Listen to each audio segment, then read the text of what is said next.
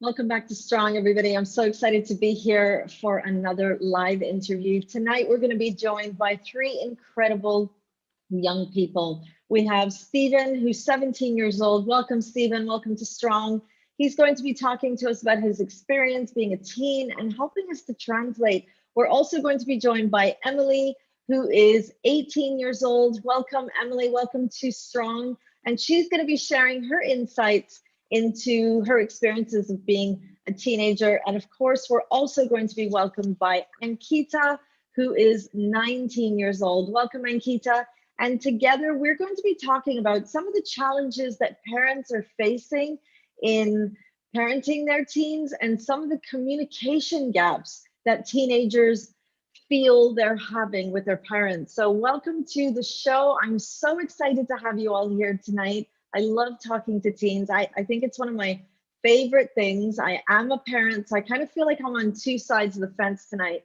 Really, really excited to have this conversation with you both. Before we begin, I thought I could give you each a couple of minutes to introduce yourselves and tell us why you want to be supporting Strong and helping parents to understand their teenagers. Stephen, let's start with you. What brings you to Strong this evening? Yeah, so it's actually really simple. Me personally, I was super inspired by the message that Strong is trying to promote. So I thought I could play my small part in doing this. Incredible. Thank you so much, Stephen. And Kita, what brings you here? I'm sure that there's a million other things that you could be doing. You're probably tired of all this teenage talk. You're a young woman, you're entering that adult stage of your life. Why did you want to be joining us here tonight? When I was given this opportunity to be a part of this panel discussion, I thought it would be helpful to help other parents because I know what I've gone through in my teenage years, and I thought it would be an insightful experience for me as well as giving the information out to other parents of teenagers. Thank you so much, Ankita. Emily, 18 years old, and you are probably right at the end of your secondary education, if not already starting that next academic stage. What brings you here tonight to be talking about parents and teens and communication? I think it's very similar to both Stephen and Ankita. When I heard about this panel discussion, I thought it would be really interesting to be part of the discussion with other people as well and see what other teens were thinking, because it's not always something that's discussed in this sort of manner. So I thought it would be really interesting to share my insights as well as listen to some other people's insights and sort of have that conversation about what parents can do and sort of like the communication gap between parents and teenagers. Thank you so much. And I think it's very important for anybody watching this to understand that we are not counselors, we're not psychologists, we're not here to talk to you as a therapist. We're here to just say, from life experience, what's it been like and how can we help others? I really believe that sharing our stories and sharing our experiences is one of the best ways that we can help somebody feel supported. And that's what this is all about. So let's start right at the beginning.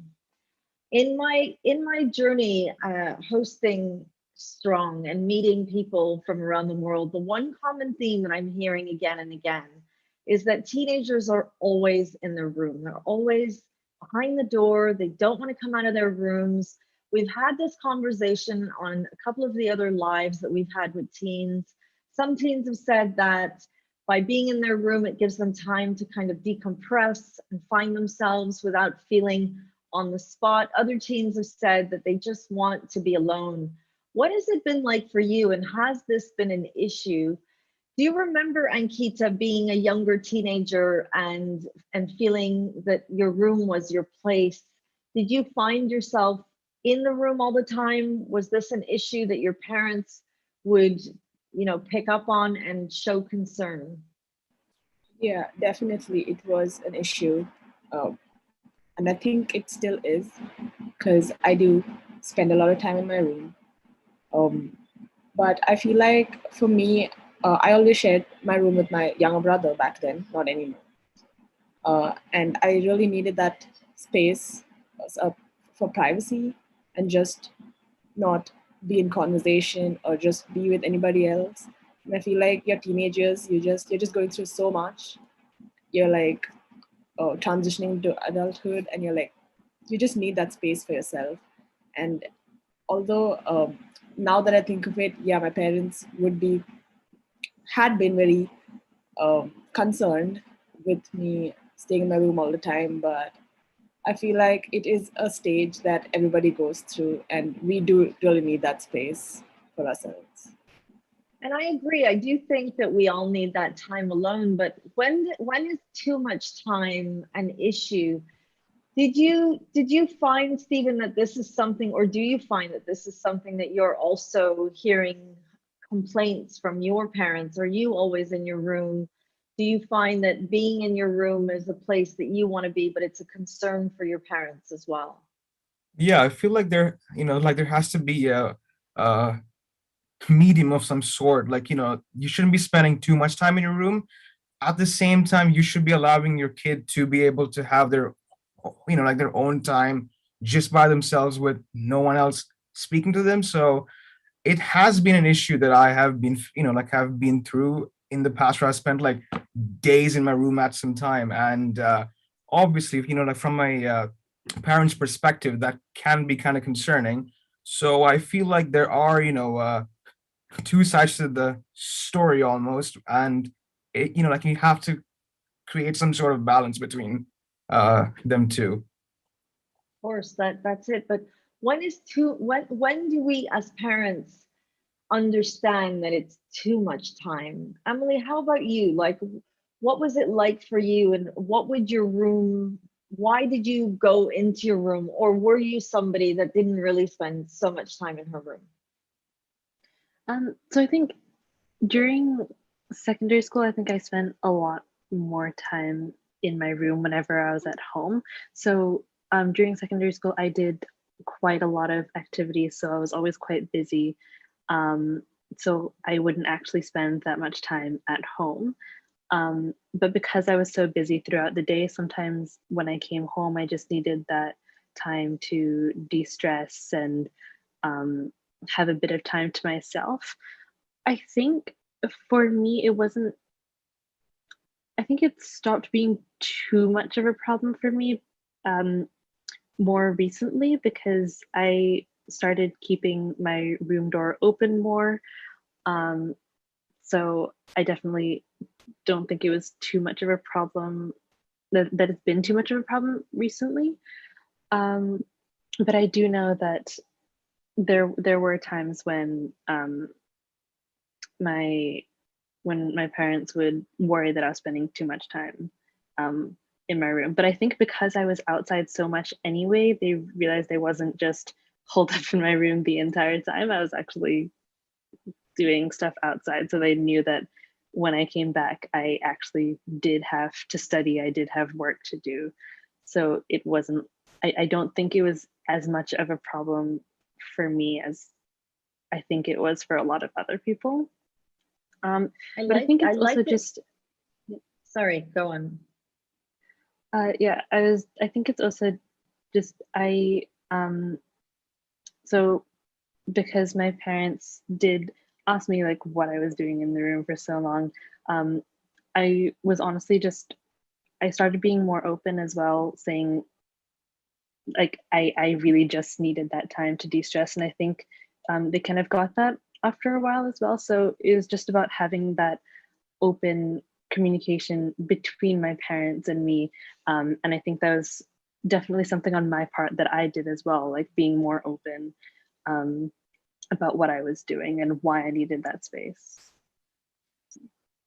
I like how you mentioned a couple of things. Well, one, for starters, of how you're now keeping that door open. And it almost sounded like the door's open, they feel like they can see what's on the other side of the door, and it's not like a barrier. And I think sometimes parents see the door of a bedroom as a barrier. Would you agree that it's kind of like you're closing the door and we can't see what's happening on the other side of the room, and you go into the room for hours, and we wonder, well, what is going on in there? And we hear you on your computers.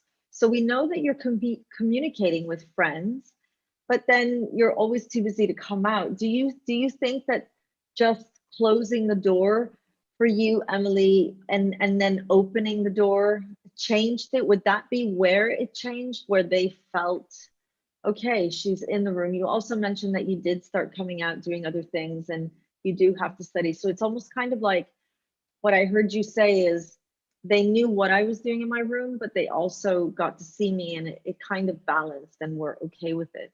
But do you think the changing moment was the moment that you kept the door open, that suddenly it became okay?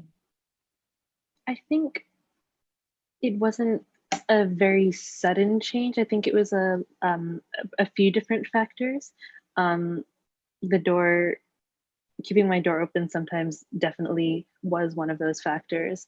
I think another one of those factors was whenever I'd spend a long time in my room, I'd come out and I'd talk to my parents for a while so that they knew that I wasn't just ignoring them the entire time. So I definitely think that I do have a closer relationship with my parents because of that, because I understood that they might be concerned about what I was doing as well. And they were saying that it's not that, like, because they were open with me about their concerns, I was open with them about what I was doing as well, because they showed me that they were more concerned and that it wasn't just them trying to control what I was doing, which I think is definitely something that a lot of teenagers feel like their parents are doing, like they're trying to know every aspect of their child's life, but sometimes you just need that like open communication between the parent and the teenager. Definitely, I agree that communication is so important, but it is so challenging. Stephen, let's talk about the moments for you and the challenges that you faced with staying in your room and keeping that door closed. What was that experience, or what is that experience like for you, and how do you communicate with your parents so that they understand and they feel okay with it? Now that I'm looking, back at it, I don't think I've actually spoken to them about how they've been feeling about it. So I feel like that is a conversation I should be having with them, soon, if anything. So I can see the concern now because, your child is behind a door for like hours at a time. So that is a big, it could be a huge problem. So I feel like that should be a conversation I should be having with my parents, if anything. I agree. How do we have that conversation, Ankita? What would you suggest?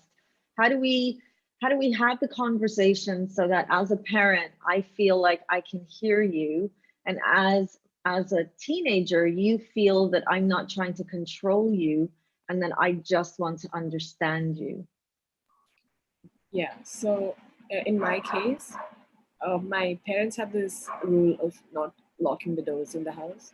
So I never had the option of closing my door. It was always open, but I would regardless still stay in my room. And but still it was a problem because I used to stay in my room for hours together, and I wouldn't come down to socialize with anybody else. And I think after a while, I did have this conversation with my parents, but I think just a few months ago in the lockdown, when all of us had to stay at home like for months together, and we were the only people we had to talk to each other. And that's when I started coming out of my room, and I was like, um, I do. And when they ask me why I don't come and talk to them as much as I do to my friends online who aren't even in the same house as them. So I just had to make them understand that there's a lot of things that I don't talk to my parents about because I've just not been able to talk to them. And I hadn't known that I was able to talk to them until I brought it up, and they told me that there's nothing that I cannot talk to them about. It's just that I just assumed that there are topics that I'm not allowed to talk to them. And when I had that transparent conversation with them is when so many things came up. And I think now our relationship's way better. And even the sitting in my room issue is not a blatant issue anymore. After everything, I just put everything out in the open, and we spoke about everything without opinions or judgments. It's amazing how communicating can settle things and clear up some of the challenges. And I know, Emily, you wanted to contribute something about this topic before we move on to the next one. Yeah, I just wanted to say, I think one of the things that made it easy for me to open up and have that conversation with my parents as well was because I'm actually the second child. So I think a lot of these conversations were conversations that my parents had with my older sister as well. So I think hearing that conversation with them, I was able to join in on that as well from a younger age. So I think that sort of opened up the channels of communication as well for me. I love that you brought the sibling up. Do you think comparison makes it easier or makes it more challenging for teenagers, especially in cases like this? So for example, you know, I have a child and my eldest child never would be in the room, and then suddenly the sibling is always in a room and I would compare. Do you think that makes it better or can actually hinder? I know your experience was positive, Emily. Ankita, Stephen, do you have any sibling comparison? I know, Ankita, you were sharing a room as well with your sibling, and there wasn't the option of closing the door. So I happen to be the older sibling, and what Emily said is really true. Because I do see my parents being a lot more open with conversations with my brother, because I think I've crossed that obstacle of breaking the ice with them regarding a lot of things. So yeah, that's definitely a valid point. But comparison, I feel like in my case, both of us are polar opposites. And even though there is a level of comparison, it's not an unhealthy level of comparison that happens. So it's fine. Do you think it helps? How about you, Stephen? What's your experience been like? I don't have any siblings, so I wouldn't know. Okay. So do you think that helps you or that hinders you, that your parents don't have anyone to compare their experience with? So everything with you is a first time experience. Yeah, exactly. So I feel like it's, you know, like it's hard for both them and me because they don't have anything to, you know, to what do you say, reflect on almost, and then to speak to me about it. And I don't either. So it's a first time conversation for both the sides involved. And that can be kind of hard because at the end of the day, as you know, I'm their only child, so they don't have any experience prior to this, and I don't have anyone to compare myself to in a positive way per se. So it can be challenging to have certain conversations. Very challenging. I know the challenges. It's hard. You know, it doesn't matter how many conversations I believe that we have.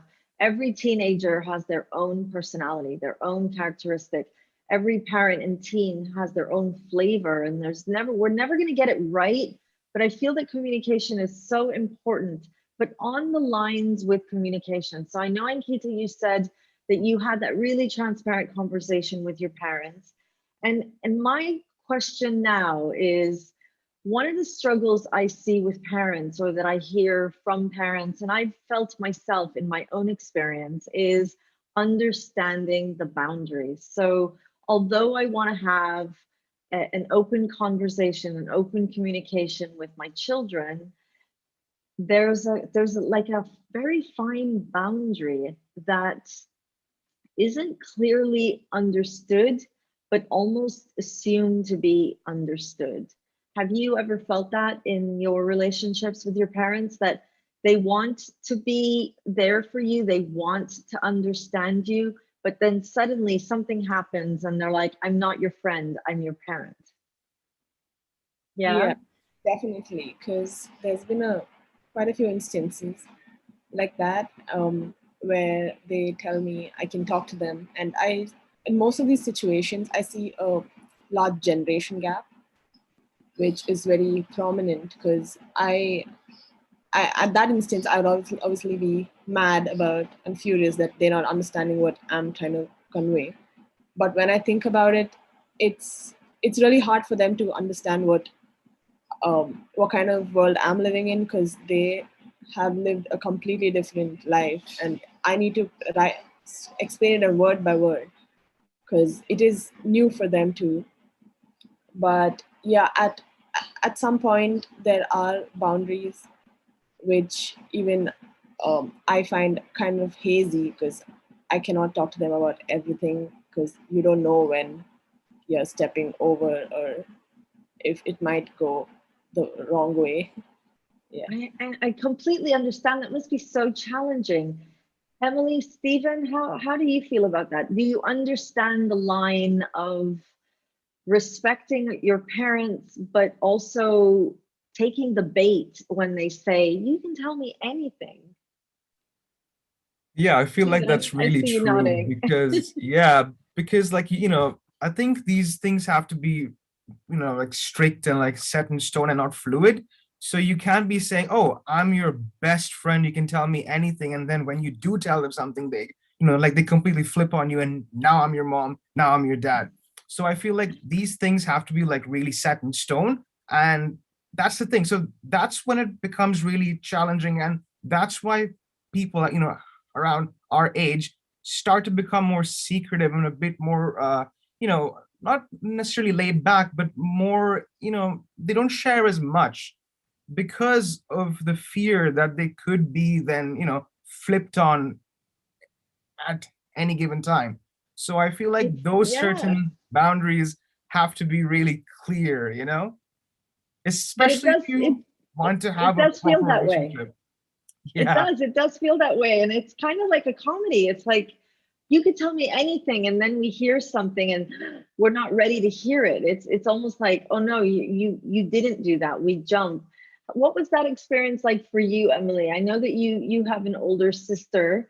Did you ever come to a place where your parents told you, you can tell me anything, and then suddenly you dropped the bomb and suddenly it was like, well, you could tell me anything, but how could you do that? You shouldn't have done that. That's definitely happened to me, actually. It's not that long ago, the last time that happened.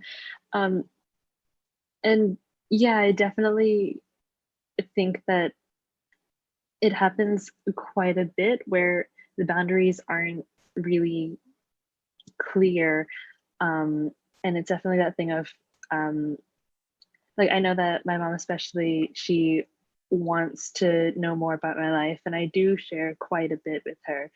Um, and then there's sometimes that there are some things that I've realized now that I think now I understand the boundaries a little more of like what I'd tell her versus what I'd tell a friend.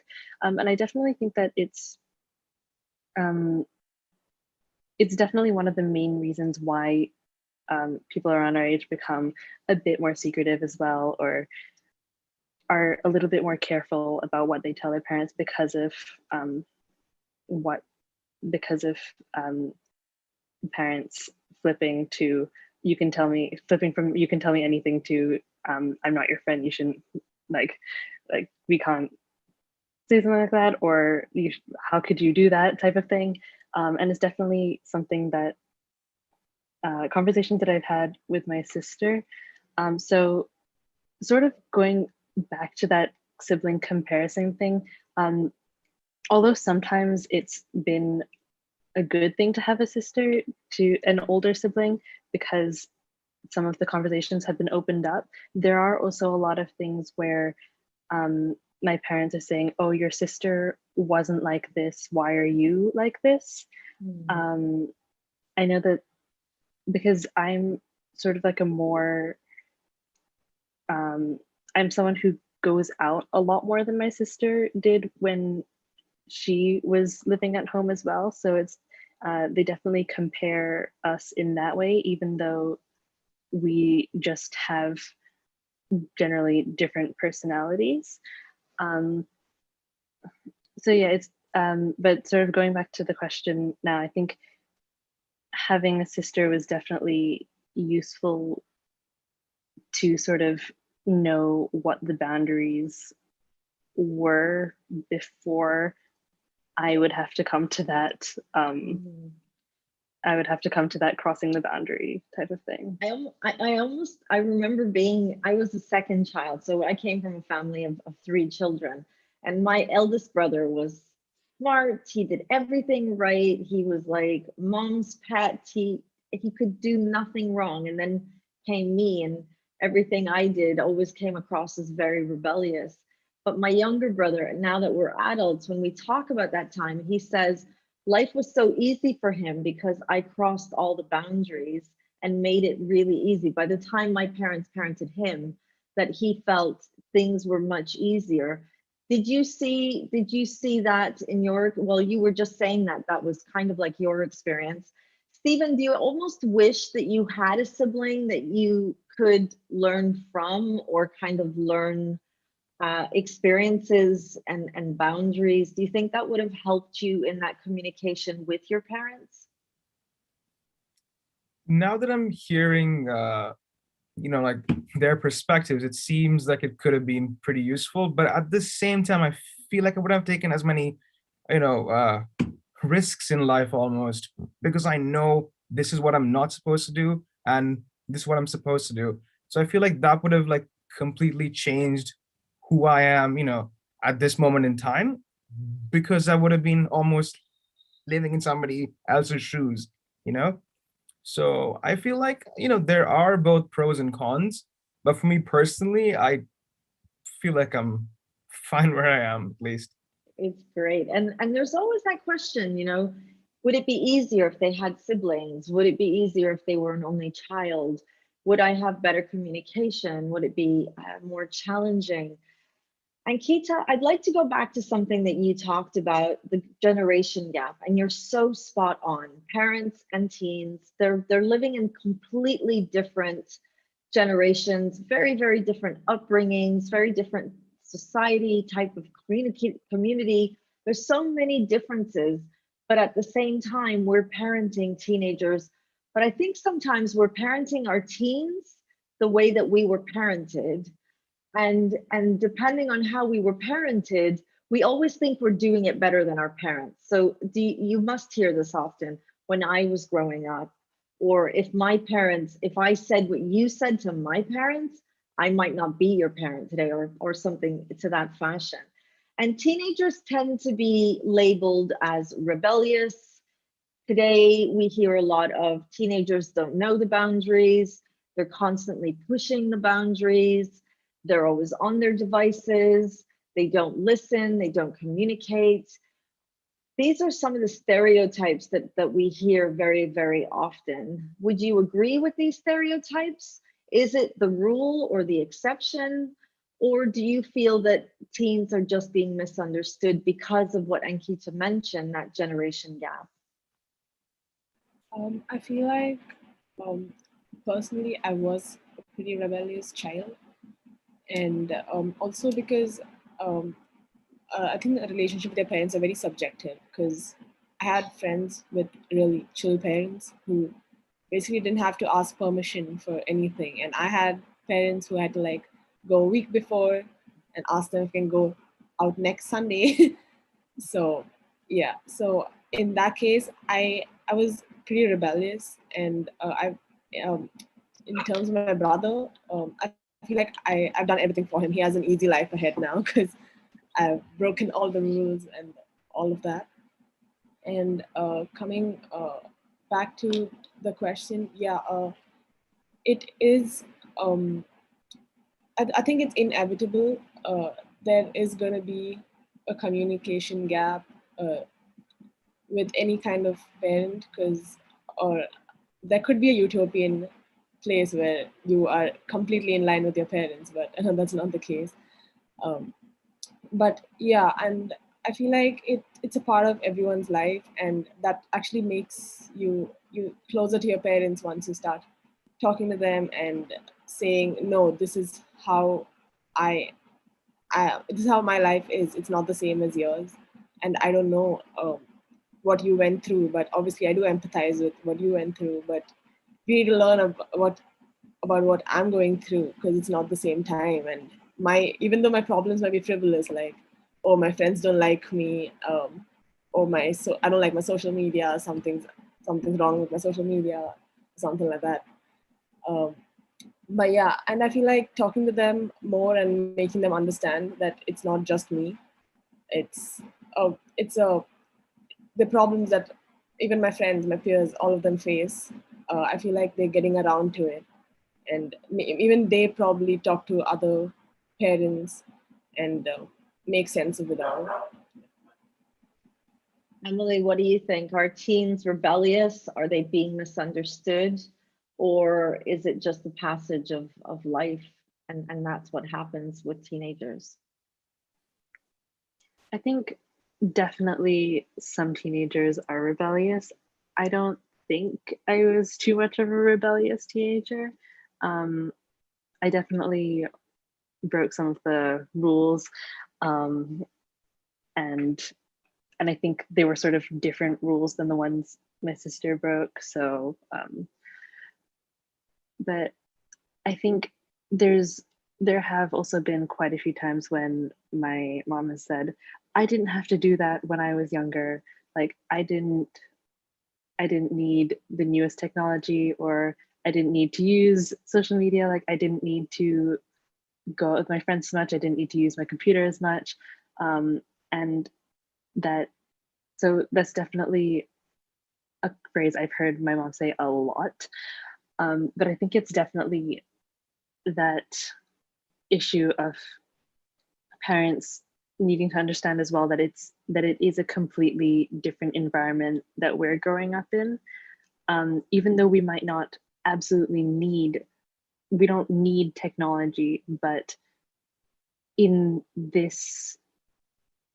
our generation, growing up in our generation, it is something that's quite important, and plays a large role in our lives, even if it might play a negative role in our lives, it still has quite a large role in our lives.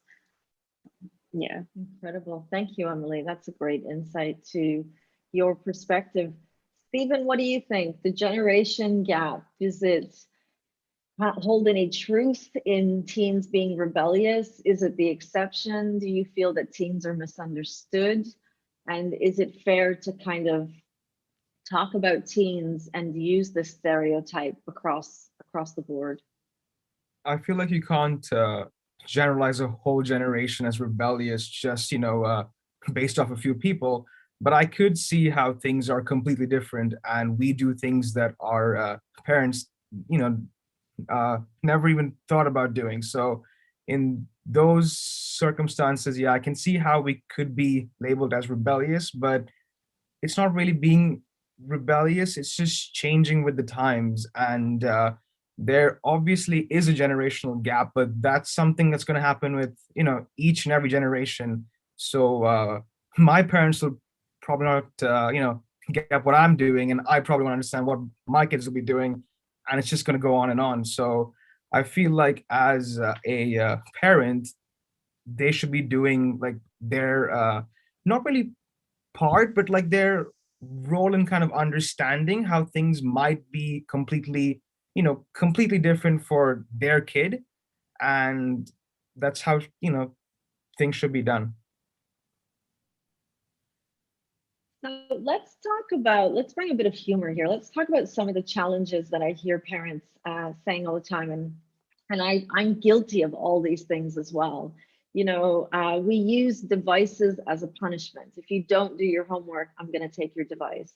If I heard that the teachers have said that you're not up to standard, you're going to lose time on your device. That device which feels like a lifeline for teenagers. It almost looks like you are living and breathing through the device, also becomes a form of punishment, and we revoke it, or we revoke access to it if you are not doing what is required of you academically, within your family household.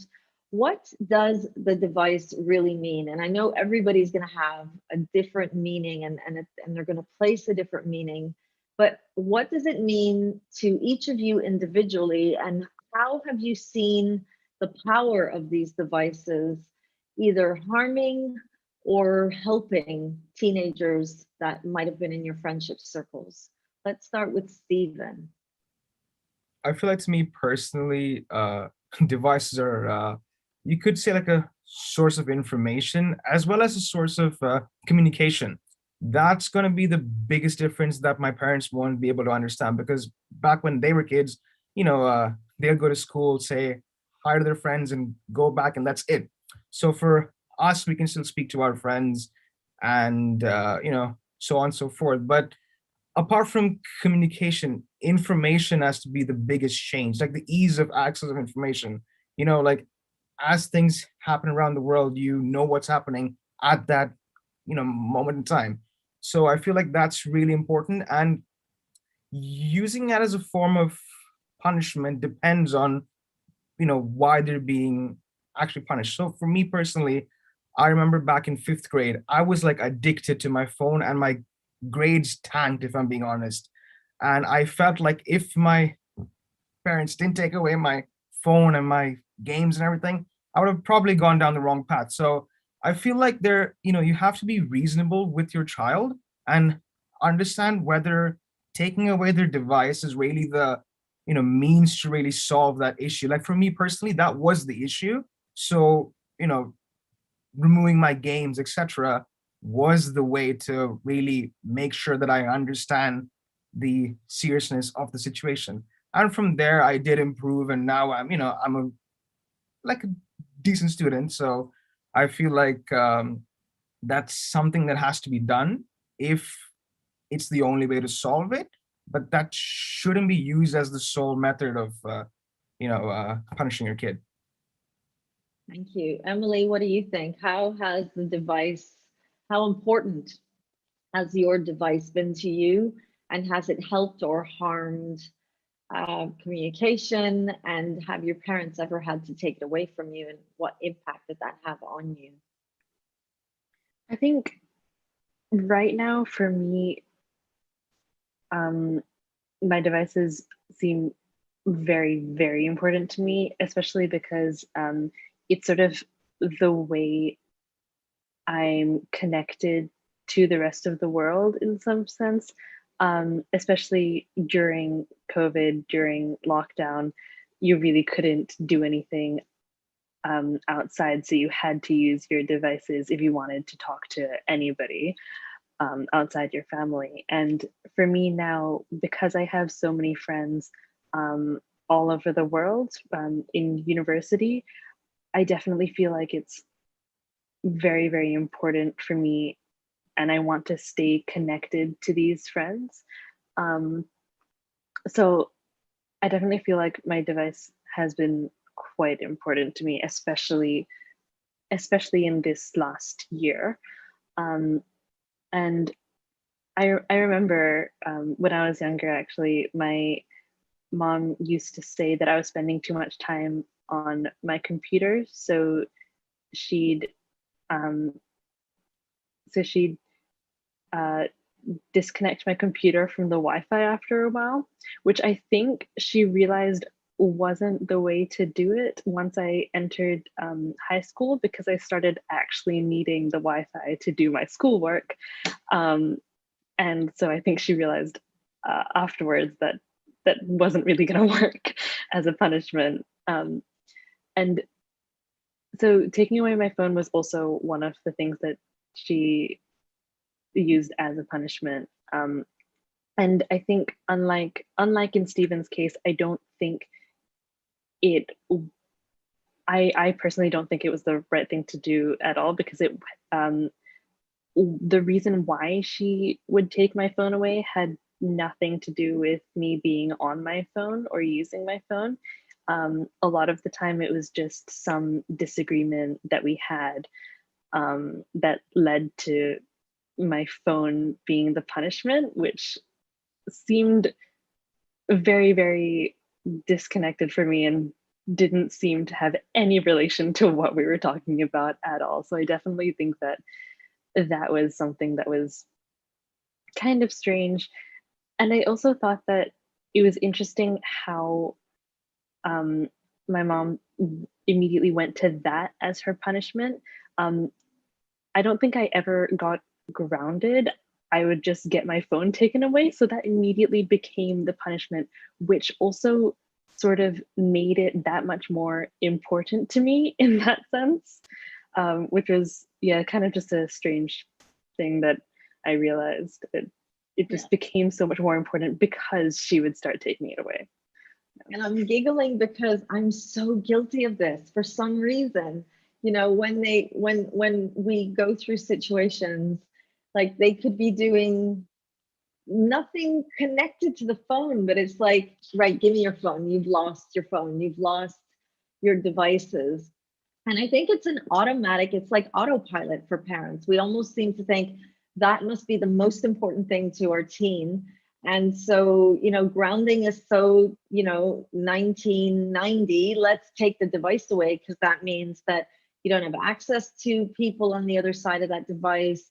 You can't watch you. It's kind of like a one size fits all, disconnecting you from everything. But what about with your experience, Ankita? Was the device something that your parents used as a punishment?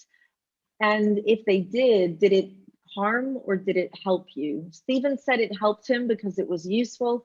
Emily said it didn't really have very much relevance to what the issue was. And what was that like for you? Yeah. So for like how Stephen said, the academic like punishment thing. My mom had this rule of she never took my phone away, but she needed the grades. So she used to tell me, you're gonna have your phone all at every part of your life. You're gonna have devices all around you. You need to learn how to balance that and your studies or like anything else. So I'm not gonna take your phone away, but you better give me the grades. So I never got my phone taken away in that scenario. So I think and I used to like feel really guilty if I failed a test or something. I'm like, oh my God, my phone. How do I learn to balance this? Because what do I do later in my life if I can't use a phone? And so in that aspect, all throughout high school, I learned how to not overuse my devices and such. So my mom never held that as a liability or as a punishment. But just as Emily said, she would just take my phone away for something very irrelevant. Like I would probably get into an argument or I'd like back answer or something, and she'd just be like, "Give me your phone. I'm having it this evening." I'm like, "Okay, that doesn't make sense, but okay, have it." Like, but it was always unrelated for me. It was never like a positive reinforcement. It was always like I never understood why it was taken away, and it really didn't make a difference to me. So it wasn't a punishment that works for me. And do you all feel that because they took the device away, that it made you want to communicate less with them because you felt that it was an unfair punishment? Stephen's nodding, yeah. Yeah. What do you think, Stephen? Emily's agreeing. I feel like, it's just because they took something of mine away that I want to, like, show them how strong I am and I won't speak to them anymore. It's more of like me being, not really fair to them, but at the same time, because they took something of mine away, I'm not going to speak to you. So it's almost like punishing them back for doing it to me in that sort of way. And I like that you mentioned that because that's exactly one of the issues that we see a lot of. Is so parents are punishing, thinking they're going to take something away that they feel is really important to you, probably the most important. And in return, I heard you say, Stephen, I'm going to take away from you what I know is the most important, and that's time talking to me and listening to me. So where do we learn? Where do you think that we learn these, these things? Like where in your journey did you understand that communicating with your parents was the most important thing to them? And where in that time did you understand that it was a good carrot to dangle when they wouldn't do what you wanted? Go on, Stephen. I feel like for me personally, it's when I used to start going to sleepovers and stuff, like the first time in my life when I was like 12 or something, and my mom would like, speak to me over the phone like every half an hour. I'm like, I'm fine, it's okay, And that's when I realized that she really needed to know what I was doing, who I was with, and stuff like that. Again, it's purely out of, pure love for me. But at the same time, I realized that she needed to speak to me. So that's when I realized that if she took something away from me, if I didn't speak to her or like, pick up her phone calls, for example, that's something that she didn't like. So if, as I said, if you do something I don't like, I'll do something you don't like to equalize it almost. Girls, is that something that you experienced as well? And Kita, you're nodding. Emily, did you withhold love from your mom and dad when they took something away from you that you felt was unjust? Yeah, I mean, my even I would just like give them a silent treatment or just not talk to them, and then there'll be an entire episode of why did you do this? I'm sorry, and you're making up, and all of that, or it would just go even. Or it sometimes goes to that spectrum, or sometimes goes in the other spectrum. Like my mom just turns the entire situation around and says, "You never talk to us anymore," and I'm just like, "No, I don't know what to do anymore because you took my phone away. You did that." Yeah. Okay. How about you, Emily? Yeah, I definitely feel like that was something I did. I mean, this actually goes back to what we were talking about at the very start. When my mom would take my phone away, I'd always go into my room and close the door. And then she'd say, "You can't close the door. You can't just be in your room." And then, but I think one of the things that was also kind of strange was that she was always worried that I was spending too much time on my phone. So then in my room, so she always thought I would spend too much time on my phone whenever I was in my room, and that's why I was always in my room closing the door. So when she took away my phone and I went into the room, it was sort of just to prove to her that I wasn't just using my phone. It was just because I wanted to be alone.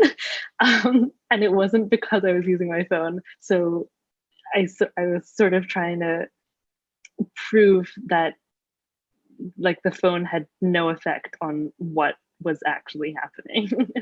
Like it wasn't fair and it had no relevance. I definitely did that as well. I love it. I love these stories. I think these are really fun stories. And sometimes when we talk about communicating with teens and parents, it becomes such a heavy conversation. But actually, there's lots of humor in these experiences. I know that as you're retelling these stories to me right now, each of you are giggling in your own way, and you're remembering. So there's quite a lot of humor to remembering these stories, but it can feel really challenging. Let's talk about friendships and the impact of friendships on your relationship with your parents. Now, up until now, I've heard a lot of my mom and with my mom. We're not really talking about our fathers, and they're parenting us as well. So when we think about friendships, what kind of an impact do these friendships have in your relationship with both your parents? So, when I'm talking about friendships, I'm not just talking about the friend that you bring home that your parents approve of. I'm talking about the friend that triggers conversations in the household. We all have one of those friends. And Kita, what do you think? Going back to you said that you were very rebellious. So in that journey of rebellion, Did you ever have friends that created conflict between you and your parents? Yeah, definitely. So when I shifted schools, and I was in one school for about 10 years, and then I shifted schools, and my parents didn't know any of my friends, and they just assumed that they were. I don't know if they assumed, but they just weren't too comfortable with me going out every weekend with them, and yeah, so that was a topic of conversation, and me screaming at them saying, "Why can't I make new friends?" And they had to get their head around me going out with new people every other day.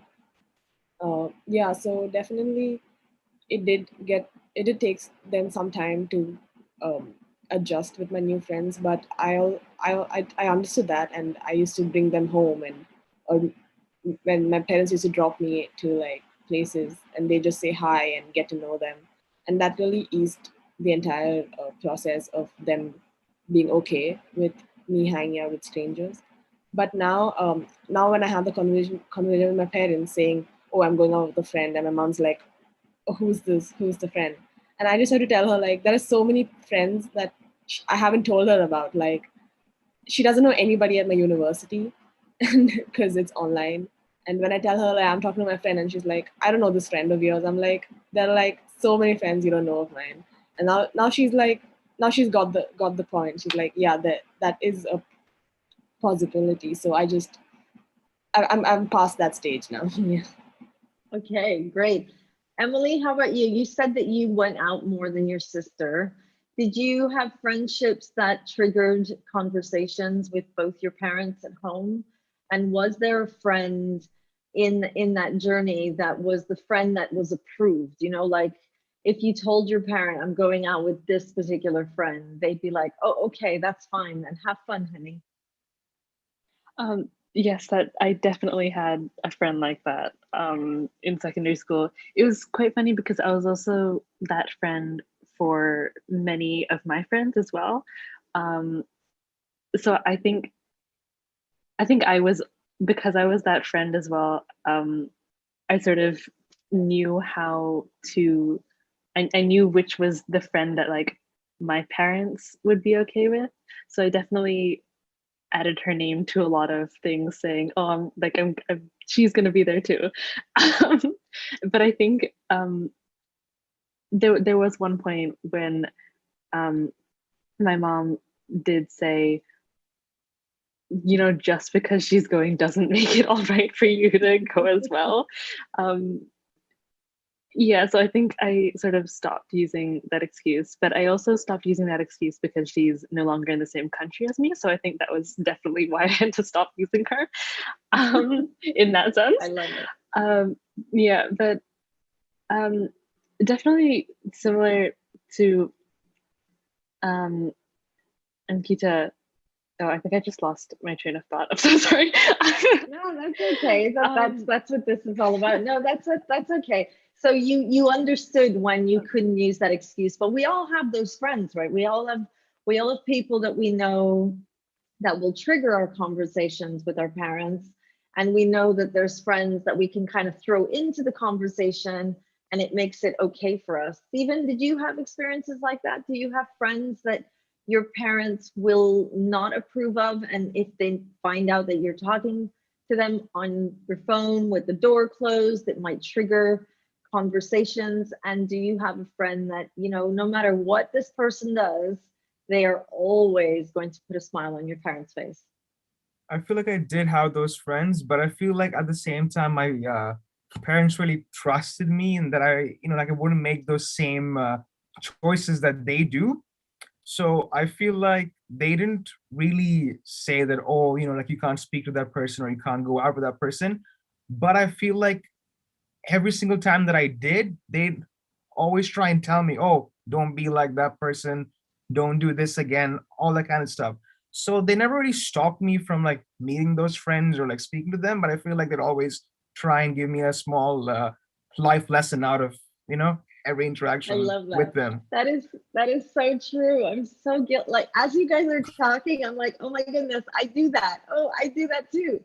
I do that all the time. What about the cool parents? There's always those parents that are like, I'm your friend. And I'm like, they tell their friends that my teens really like me, like we're friends and we communicate. How do those kinds of parents come across to you as teenagers? Do you appreciate those cooler, really trendy parents that are like, you can tell me anything and they're like totally cool with it? Or do you find that you want the structure from your parents, that you do appreciate the boundaries and understanding the boundaries, and that you do want your parents to understand, but you would much prefer that they be more like parents and less like trendy, cool, everybody look at me, I'm that parent that my teen really, really likes? Go for it, Ankita. So the funny part is my dad sometimes tries to be that parent. And my mom's like the super strict parent. And my dad's like, yeah, you can. My dad like takes now my dad like takes my friends out for drinking and all of that. But the moment like I tell him something, he goes and tells my mom. So it's like, so now I know like, okay, my dad's gonna tell my mom, but yeah, I do see my friends' parents who have the cool parent thing, and sometimes I am envious of them. I'm like, whoa, how do you go and just tell your parents stuff like that? Like, how are they okay with that? Yeah, sometimes I do wish my parents are like that, but I haven't really felt like I'm losing out on anything. I love that you said your dad. It's always the dads. They're always like the cool dads. They're always the chilled one. How do moms always get labeled so strict? Stephen, would you say that your dad's the cooler one and your mom's more strict? Yeah, for sure. Like my dad's like fine with anything I do. Like, I can speak to him about anything, ask for anything, and he'll always support me. At the same time, my mom is like the polar opposite of that. So I feel like it's more of that, mother, that nature almost. You have to like protect your kids kind of thing. So I feel like, yeah, like my dad's like so chill, like he's got no issues with like whatever I do. But I do feel like my mom is a very traditional mom, you could say. How about you, Emily? What's your experience been? Um, I definitely think it's been kind of similar, except my dad wouldn't be completely okay with anything. He'd normally just go ask my mom. Um, so if I wanted something, then he'd probably just say, ask your mom. Um, there have been a couple of times when my dad definitely said, no, I don't think like that's definitely not okay. Um, but I think that was also because my mom was part of the conversation too. So I don't know. I think my dad was definitely the one who was trying to be more cool. Um, and I think my mom sort of set a lot more of the boundaries. But I mean, when I looked at my friends' parents as well, parents who um, my friends could tell anything to, I think, yes, sometimes I was envious of them, but I also think that you do need some boundaries. And I don't think it's just so much of um, being able to tell your parents anything, but also parents trusting you more as well. So sort of the flip side, like not needing to tell your parents everything. And I know it's difficult, but I mean, I guess ideally it would be nice if parents trusted you a little bit more. Um, and that they understand that you're trying to become more independent as well, and you're trying to create a life for yourself that they don't need to know everything about, which I know is really difficult as a parent, but I feel like that's sort of the whole process of growing up as a teenager as well, trying to become more independent. I definitely feel like that was something my sister um, was able to do because she left home for university. Whereas right now I'm still with my parents. So she was definitely able to become her own person a lot more when she left home, whereas I'm still feeling that trying to find my independence and trying to become my own person while my parents are still needing to know everything about me because I'm still here with them. That's sort of difficult for me in that sense. And definitely something young people around the world are facing through this pandemic and this situation of having to be home during those stages of university. Thank you so much. I had so much fun talking to the three of you tonight. I think we talked about some really interesting topics from trust. Trust came in quite a bit in different ways, both directly by calling it out and indirectly through these stories. We talked about communication. We talked about strategies for punishment, of taking things away. You guys taught me that, when parents take devices away, teenagers will take communication away because they know that that's something really, really important. And I know that we brought in a lot of humor to what we were talking about, but these are some very, very serious topics as well. So thank you so much for coming and for sharing your experiences. And I know that somebody listening to this right now would have heard something that you talked about today and are now able to reflect on experiences that they're having either with their parents or with their teenagers.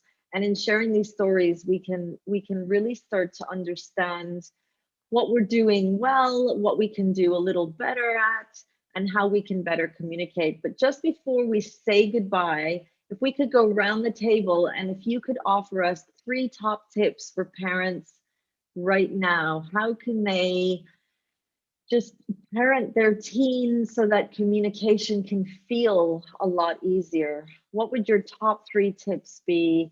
Let's start with Emily. So I think one of my top tips would definitely be to communicate about not just what you're concerned about, but why you're concerned about it as well. So sort of saying that you're concerned and that's why you're doing, that's why you're trying to take away something, or that's why you're trying to know everything, saying that it's because you're concerned. The second one, I think this comes up a lot for me whenever I'm talking to my parents, knowing that when you say something, your teenager actually does listen to what you're saying, so you don't have to repeat it again. I feel like parents do this a lot. I know my parents do this a lot. They'll repeat it over and over again, and then if I'm going out with somebody, or if they didn't approve of something, they'll say, remember not to do this, when I do remember that.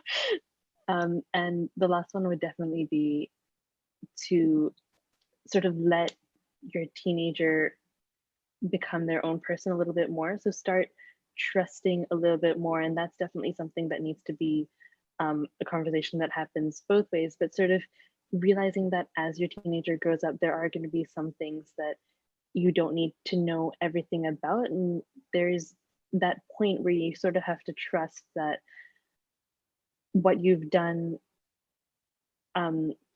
growing up is going to be enough for them to be able to make their own choices as they grow older. Thank you so much. Stephen, top 3 tips. There's a parent watching this thinking, Stephen, I don't know how to communicate with my teen, help me. I think the first one would be, you should try and see things from your child's perspective. Yeah, there are things where it might seem like it's not the smartest thing to do, but you have to look at it from their own perspective and things would probably make sense. The second one is, you have to understand that there will be generational gaps, and it's okay not to understand all of them and be completely fine with everything your child does.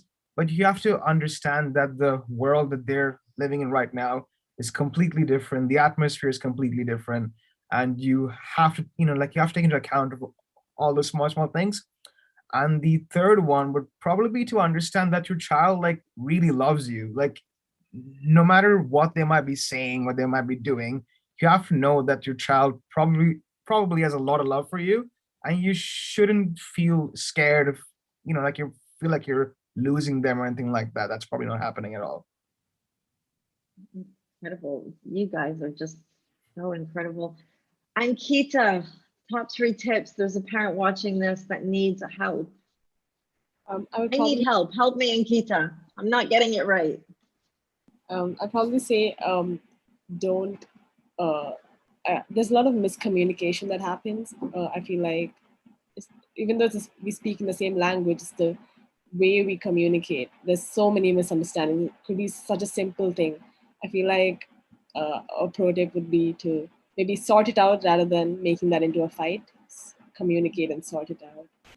And my second tip would be to probably, just as Emily said, like let them be their own person, because like as we do make mistakes, but we are also learning from the mistakes. And if you're always, I know they do with love, like scolding us with love, but it just give us a little room to fall down and get back up ourselves. And also my third tip would be like not to always compare parents and friends, like, oh, you're spending so much time with your friends, not us. But for me, obviously, I do see my parents are my friends are two different entities. So I don't merge them together. But obviously, I do have a lot of respect and love for my parents as well as my friends, and it's never a battle between those two. And I feel like like as a parent, you should understand that you're never put down. My friends aren't on a pedestal or anything. It's just I have two different relationships with the both of them. Yeah. I love it. I wish your parents were watching this right now. They would be so incredibly proud of all 3 of you. Thank you so much for coming and sharing your experiences. And thank you everybody for watching us. Tonight we spoke with Stephen, Emily, and Ankita. We were talking about their experiences through being parented and some of their tips for parents who are parenting teenagers. It is so incredibly important that as parents of teens, that we stay connected to other parents having similar challenges and learning from parents who have teenagers. I feel that when we disconnect from our community, that is when we start to feel isolated and alone, and our challenges start to feel really, really heavy. So we're definitely going to want to continue having these conversations. And tonight was just another incredible moment with some fabulous teenagers sharing their insights. I look forward to seeing you all next week when we bring Ria to Strong. Thank you everybody for watching. Thanks for coming, everyone. Have a great evening, morning, afternoon, wherever you are in the world. Bye.